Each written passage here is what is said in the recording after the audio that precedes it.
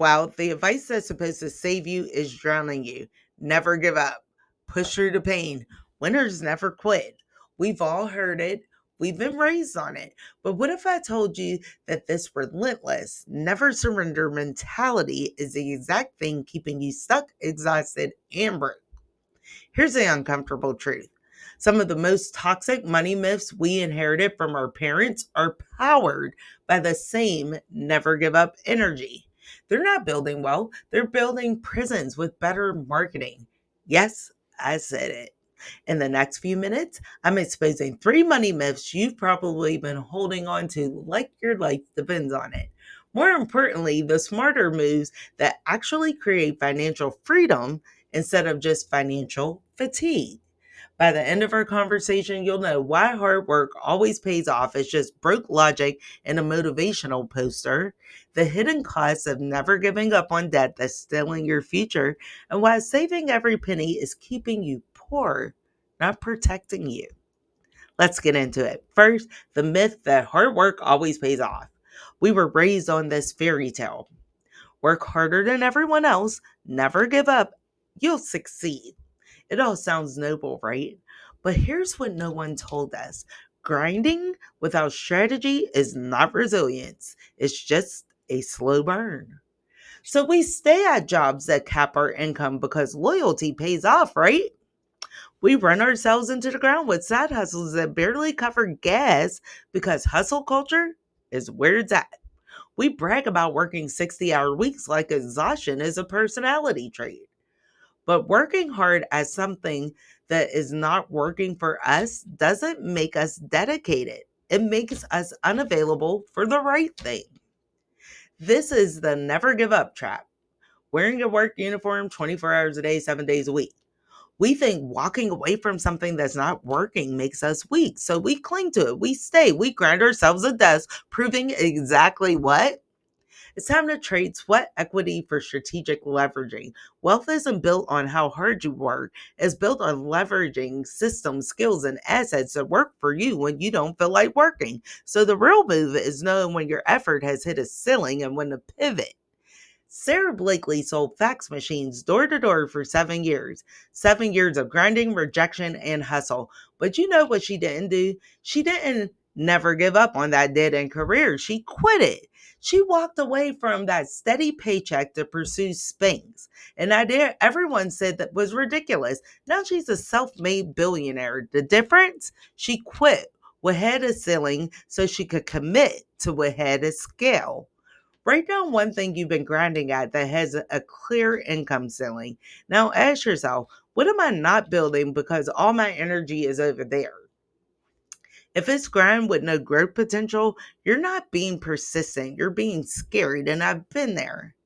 I'm Miss T, and if you're new here, welcome to a place where we do mindset shifts for success, emotional healing, and personal growth after 40, glow ups that start from the inside out, and letting go of toxic people and outgrowing old identities. And yes, that includes toxic money beliefs that aren't yours to carry anymore. If that's your vibe, hit subscribe. We're building something different here and we're just getting started. Second, the myth that debt is just part of life. Our parents told us everyone has debt: car loans, credit cards, mortgages. That's just how life works. So, what did we do? We normalized bondage. We accepted monthly payments as permanent conditions. We never give up on paying minimums for decades while the interest quietly steals our future. And the kicker, we wear it like a badge of honor. At least I'm paying my bills, at least I'm responsible. But there's a massive difference between being responsible and being trapped. Most of us are the latter, calling it the former. Figure that out. This is never give up at its most toxic. Instead of cutting off what's actively draining us, we keep paying, swiping, normalizing financial bleeding because someone told us quitting debt is impossible.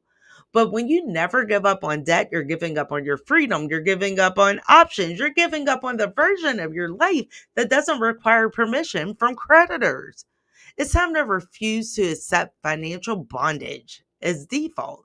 Smart money isn't about never giving up on debt, it's about refusing to live in it. Debt can be a tool when it builds assets, mortgage on appreciating properties, business loans with ROI, business consumer debt, credit cards, car loans, depreciating assets, lifestyle inflation finance at 22% interest. That's not life. That's a subscription to stress you forgot you signed up for.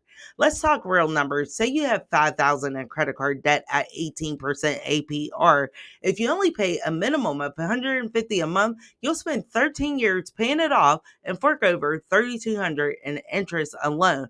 But if you give up on something else, say you're 200 a month in streaming and subscription habits, that throw out your debt instead, you'll be free in 18 months and save 2,400.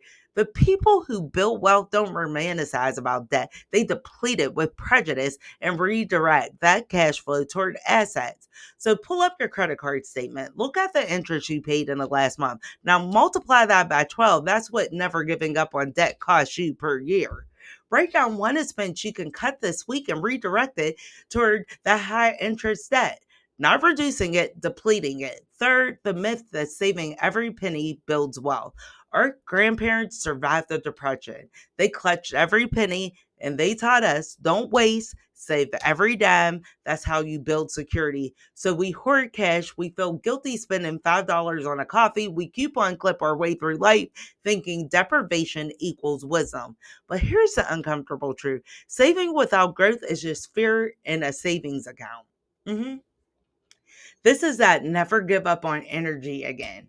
You never stop pinching pennies, but you also never graduate to planting seeds. You survive, but you don't expand. You protect what little you have, but you never multiply it. And the cruelest of irony, inflation is eating your savings alive while you're busy feeling virtuous about denial. Saving protects, investing multiplies. Let's be crystal clear. Emergency savings are non negotiable. 3 to 6 months of expenses and a high yield savings account. That's your safety net. But wealth comes when you stop gripping every dollar like it's your last and start putting your money to work for you. Warren Buffett, he bought his first stock at age 11, not because he was rich, but because he understood that money sitting still loses value, but money in motion compounds. Here's what that looks like in real numbers. You save 200 a month in a regular savings account at 0.5% interest. After 30 years, you have about 74,000. You invest 200 a month in an S&P 500 index fund averaging 10% annual return. After 30 years, you have about 452,000. Same money, same discipline, 378,000 different. The only thing that changed, you stopped never giving up on scarcity thinking and started trusting growth. Open a brokerage account this week. Put $25 in an S&P 500 index, and not because $25 will make you rich, because the identity shift from saver to investor is what breaks generational poverty. So let's recap what we just dismantled. Myth one: hard work always pays off. The reality: hard work without leverage is just a treadmill. Quit that grind that has a ceiling and build systems with a scale. Myth two: debt is just part of life. Reality: debt is a choice, and never giving up on it is costing you your freedom. Time to deplete it, don't carry it.